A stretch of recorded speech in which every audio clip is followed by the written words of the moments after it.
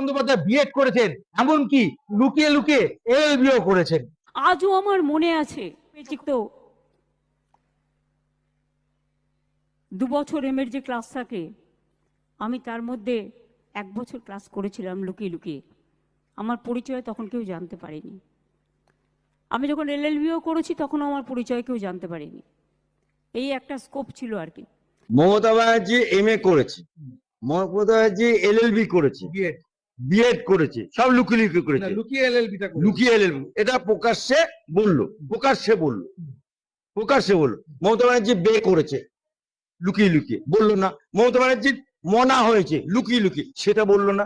আজকে প্রকাশ করা মানেই তো আর লুকিয়ে কথাটা থাকলো না, লুকিয়ে কথাটা প্রকাশ হয়ে গেল। এখন আবার তুমি বলছো এমএ লুকিয়ে লুকিয়ে করেছি, এলএলবি লুকিয়ে লুকিয়ে করেছি, এরপরে বলবে আমি বিয়ে করেছিলাম লুকিয়ে লুকিয়ে করেছি, এরপরে বলবে আমার সন্তান হয়েছিল লুকিয়ে লুকিয়ে সন্তান হয়েছিল। কোনটা ঠিক, কোনটা ঠিক?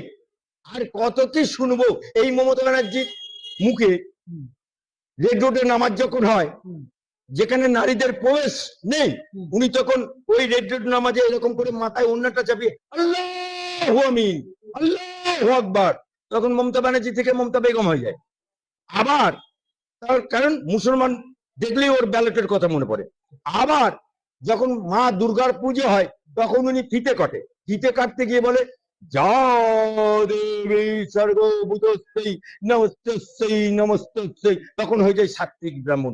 একই অঙ্গে কত রূপ দেখবো মমতা ব্যানার্জি। তোমার নামের পাশে ছিল সততার প্রতীক, কোথায় গেল? উঠে গেল। তোমার নামের পাশে ছিল অগ্নিকন্যা, উঠে গেল। তোমার নামের পাশে ছিল ডক্টরেট, উঠে